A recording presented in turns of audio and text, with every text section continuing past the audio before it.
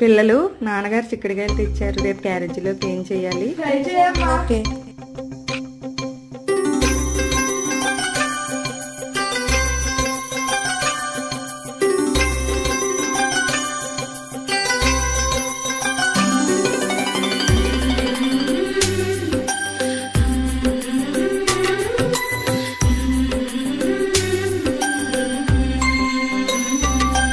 యమునా తీరం సంధ్యారాగం, యమునా తీరం సంధ్యారాగం.